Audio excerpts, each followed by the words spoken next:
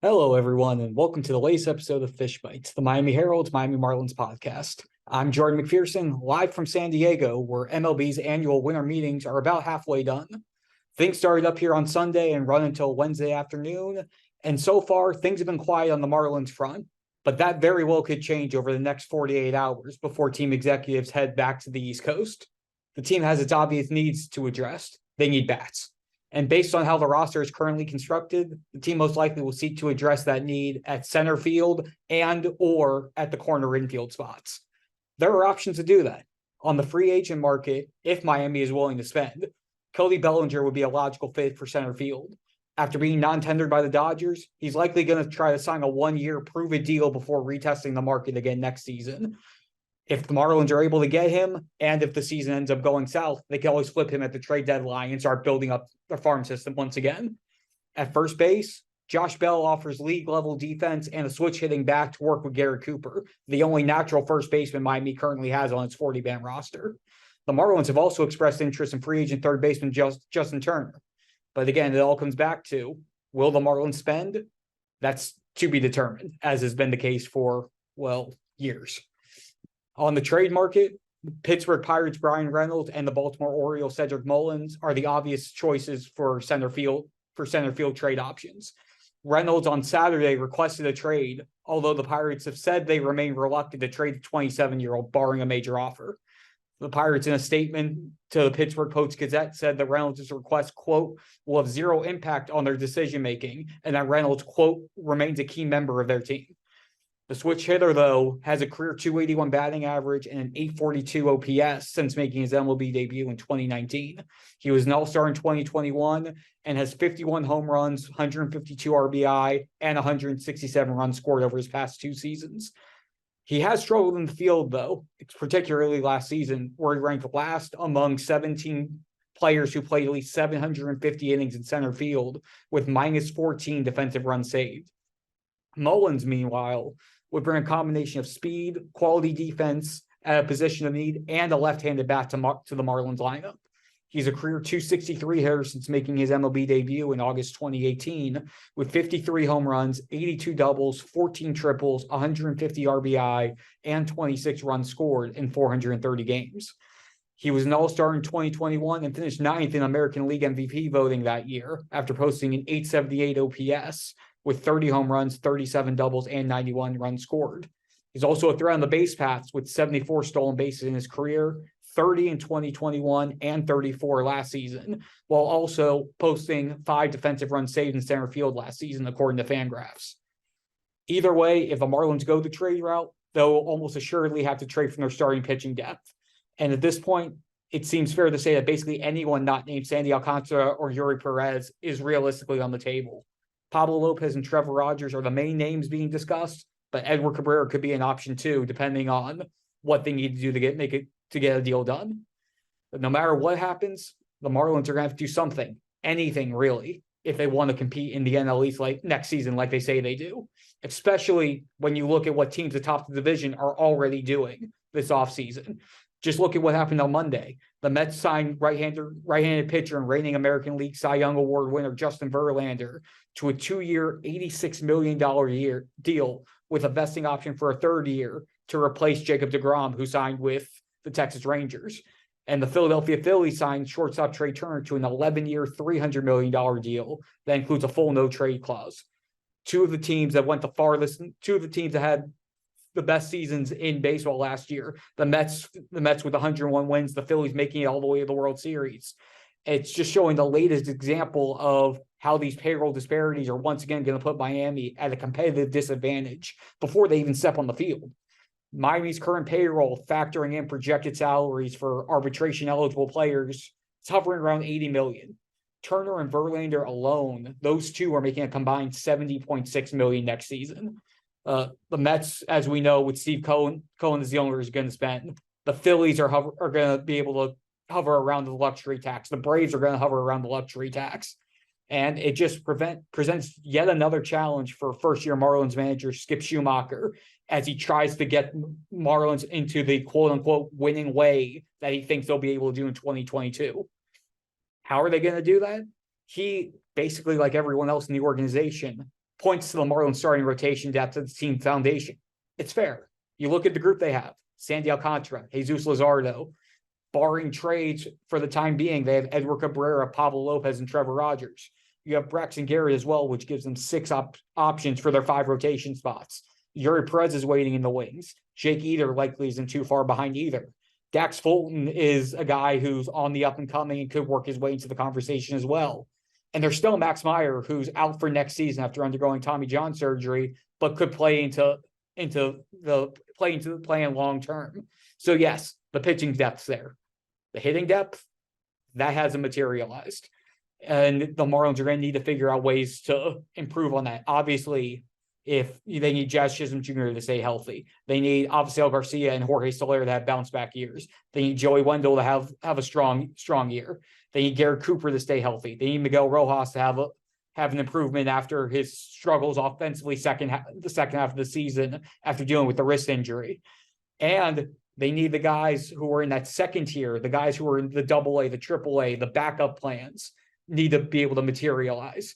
Skip Schumaker, talking on Monday, looked back to his time as bench coach with the Cardinals last season and specifically brought up Brendan Donovan and Lars Nootbaar, both of whom stepped up as young guys. Brendan Donovan was 3rd in Rookie of the Year voting for the National League after having a 773 OPS, 45 ribbies, and 60 runs scored in 126 games. Nootbaar, his second year, 108 games, 788 OPS, 14 home runs. They had the options when their main guys weren't there, when they dealt with injuries, when they needed guys to fill in spots. The Marlins tried that with a bunch of their top prospects last year: J.J. Bleday, Peyton Burdick, Terrar Encarnacion, Jordan Groshans, Charles LeBlanc.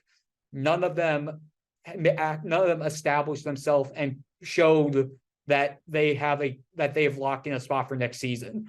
And it all goes back to something we've discussed on here time and time again. Player development has to get better. Skip Schumaker said that straight up. His direct quote from Monday was, "That's just the reality. When you have a payroll like we have competing against monsters in the East, we have to be really good at developing our own guys." Miami's done that on the pitching side. They haven't done it on the hitting side. Will that change? We'll find out. And now for a couple other quick topics from Schumaker's media availability on Monday. He's been making his rounds over his first month with talking with players who are going to be on the Marlins next season.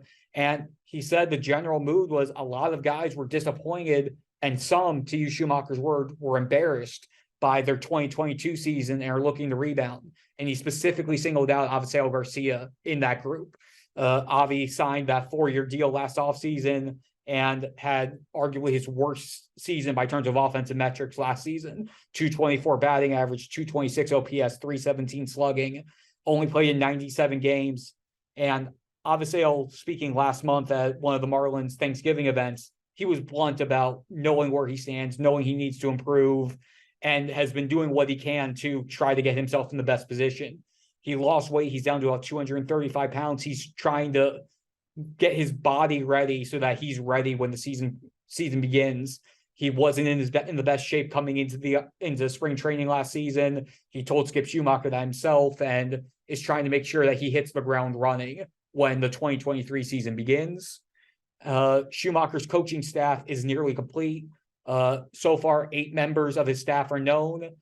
Bench coach Luis Urueta, hitting coach Brant Brown, who comes over from the Dodgers, first base coach John Jay, Miami native who Schumaker played with the Cardinals, third base coach Jody Reed, who was part of the Marlins. He was one of the Marlins minor league coordinators last season, quality assurance coach Rod Barajas, and major league instructor Griffin Benedict, the latter two of whom Schumaker overlapped with in San Diego. The Marlins, obviously, they also retained pitching coach Mel Stonemeyer Jr. and bullpen coach Wellington Cepeda. Schumaker said that he has, quote, maybe a couple hires left to make, and the expectation is for the staff, hopefully, to be formally announced at some point this week. And finally, Schumaker acknowledged an additional challenge that he's going to have this spring training, which is the World Baseball Classic. With the World Baseball Classic overlapping with spring training, players from the Marlins are going to be in and out from spring training when they're playing with their respective countries they're going to be playing for. And it makes a first-year manager's job that much tougher when He's not going to be able to have the everyday interactions, the everyday up close and personal looks at in-game settings with guys before opening day hits. It's really going to condense the amount of time he has to figure out what he has on the roster and figure out who he has before the season begins.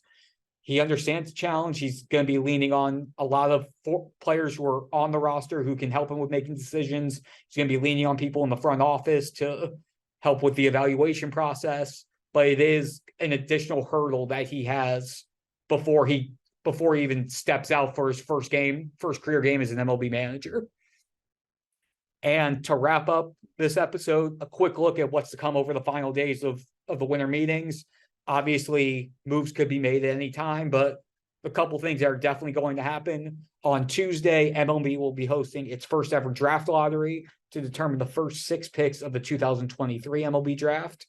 Miami has about a 3% chance to land the number 1 overall pick.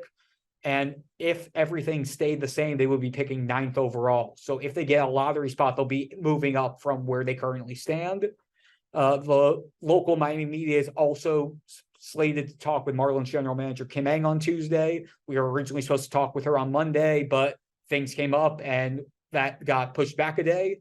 So there will be updates. I'll have a few stories on the Miami Herald website after we talk with Kim about the current state of the offseason, their current direction, things that they're trying to address, and just the overall state of the team. And then on Wednesday, to wrap up winter meetings, the annual Rule 5 draft. For a quick refresher, the Rule 5 draft is when teams are able to acquire prospects from other clubs who have been in pro ball for a set amount of time. 4 years for players who were drafted out of college, 5 years for players who were drafted out of high school or signed as international free agents and are not currently on their team's 40-man roster. Any player selected in the Rule 5 draft needs to remain on their new team's active roster for the entirety of their season outside of any injured list stints. They can't be optioned to the minors. It's either big leagues or IL. The Marlins have generally been active in the Rule 5 draft. They've taken a player in each of the last 4 MLB phases of the Rule 5 draft, 2017 through 2020. There wasn't a MLB phase of the Rule 5 draft last year because of the lockout, but the Marlins still sprung and got some talent in there. Charles LeBlanc specifically made his MLB debut. They took him in the minor league phase last year. Their last few who they took, 2020, they drafted Paul Campbell, and then they also traded for Zach Pop, who was taken by the Diamondbacks in the Rule 5 draft, and they acquired his Rule 5 eligibility. 2019, Sterling Sharp. 2018, Riley Farrell. 2017, Eliezer Hernandez. I think you're sensing a theme here. Pitching is the easiest and potential, and in most cases, the safest route when you're selecting players in the Rule 5. For the most part, because you can generally stash them in the bullpen, use them either in low leverage situations or inning eating situations. And it gives you a chance to evaluate them in those settings. And then if there are players that are going to need more minor league time, you do this for a year and then bring them back and have them start the season afterwards in AAA, sort of a reverse development thing. That's what they did with Eliezer in 2017. He was with them throughout the entire big league career, and then they stashed him in the minors, and then they started him in the minors 2018, 2019 before using him in their rotation swingman type role. And in order to select someone in the Rule 5 draft, you have to have at least one open 40-man roster spot. The Marlins have one at this point, so barring any sort of movements between now and 2 p.m. Pacific time, 5 p.m. Eastern time Wednesday, the Marlins will be able to participate in the Rule 5 draft. So we will see what happens there. We'll see what happens on the other hot stove front between now and then.